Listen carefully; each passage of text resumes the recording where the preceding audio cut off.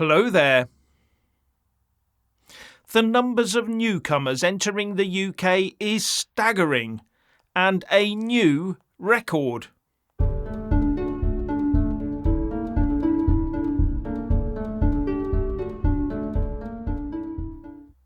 We learned from the ONS this morning that net migration into the UK last year was 606,000.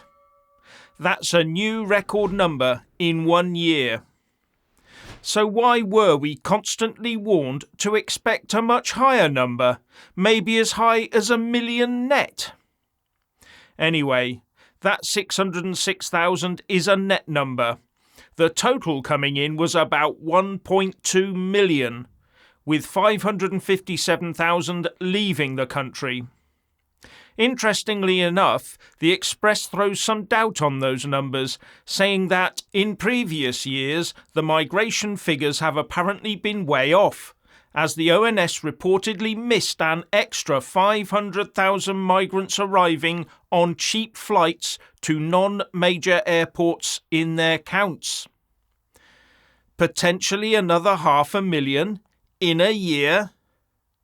However, the Express goes on to say that the ONS has changed its methodology to close the data gap by using Department for Work and Pensions and Home Office data instead. But neither of those has any insight into our large underground economy, do they? Now, as I said, it had been continually trailed that the number would be much higher, trailed that it could turn out to be as high as 1 million. Trailed on purpose, no doubt, so that people will see the announcement today and think, oh well, it wasn't as bad as we thought, and then move on, missing the real point that this is a record number. And it's a city the size of Glasgow added to our population in just a year. And we have to ask, which accommodation have they been crammed into? Is this why house prices in the UK keep climbing?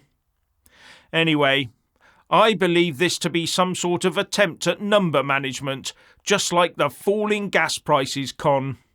Right now we're being told that we're going to save money on our gas bill. But hang on, we've just been severely gouged over the last 6 months, if not more, and a slight reduction now is being touted as saving money. And when you factor in the taxpayer help that the government was forced to hand out, which is now being removed, by the way, you end up with the average household saving just £2 a month. Why can't we just be told the truth? Anyway, Rishi Sunak recently said that he wants to start by limiting net inward migration to 500,000. Well, he's missed that one already. But he'll now be hoping that when it's announced next year, the figures for this year will be just over 106,000 fewer. Then he can meet his 500,000 target. So he can then claim he's keeping his promises. So much for limiting it to the tens of thousands. Now it's the hundreds of thousands. How long before it's trying to limit it in the millions? And these people call themselves planet-friendly. They even turn up to spoil a Chelsea flower show garden. Oh, no.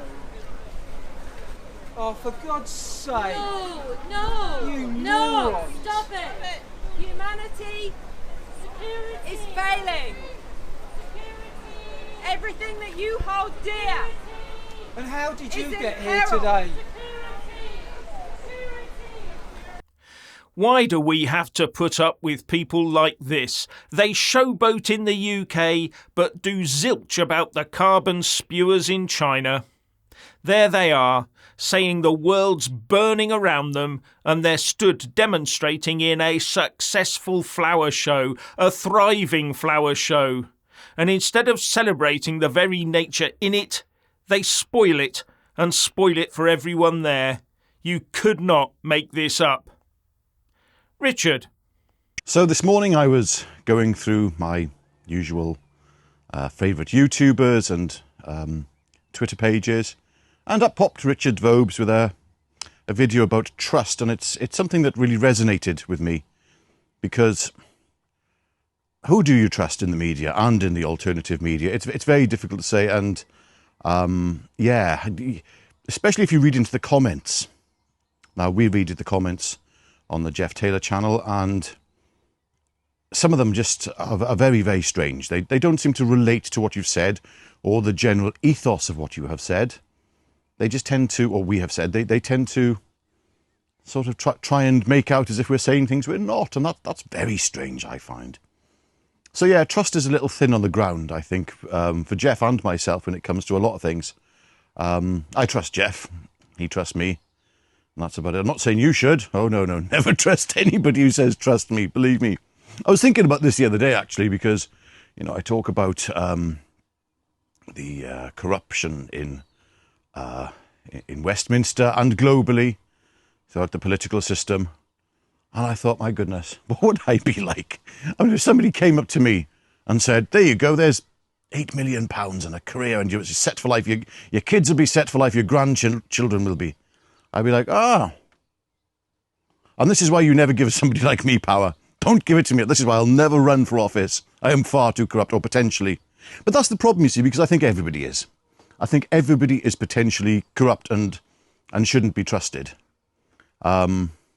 Yeah, if you're asking, because again, Vogue's brought up another brilliant point about negativity, and it's very difficult to not be negative about the situation that's going on, and instead it's good to try and present alternatives, and I do think about the land a lot and returning to it. But I think the main focus of this channel, I think, is to try and break down the programming that everybody has, that the masses have anyway.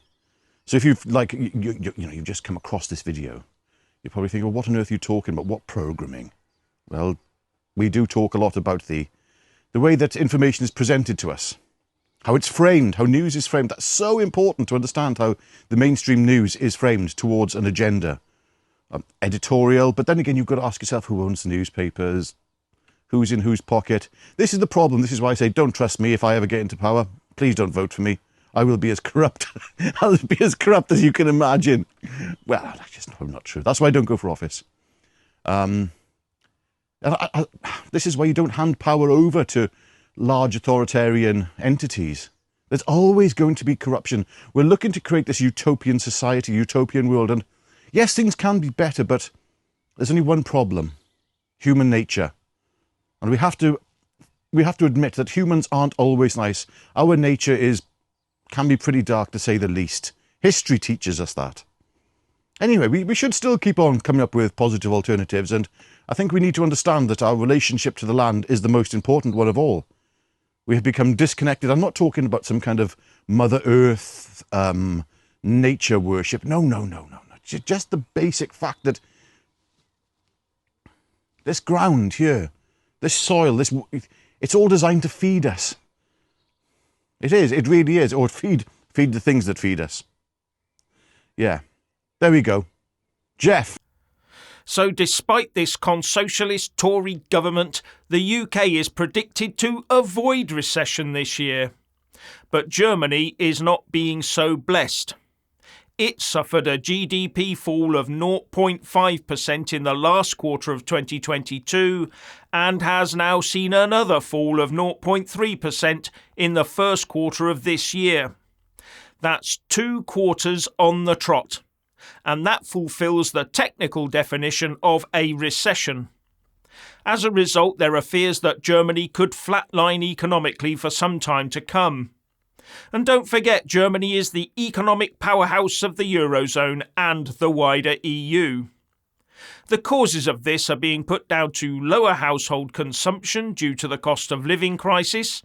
Yes, that is happening outside Brexit UK, even though the Ramoners would like you to believe otherwise. Then there's the reduction in government spending in Germany of nearly 5%, and a fall in car sales, put down to reductions in grants and subsidies for electric vehicles. Now, my message isn't one of schadenfreude, but a message to bear this in mind every time the Ramoners tell you that the grass is greener on the EU side of the street, when it isn't.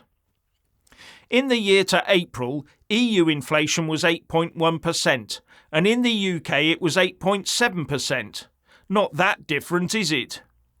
And also, in the year to April, although UK food price inflation was 19.1%, EU food price inflation was still high at 16.41%.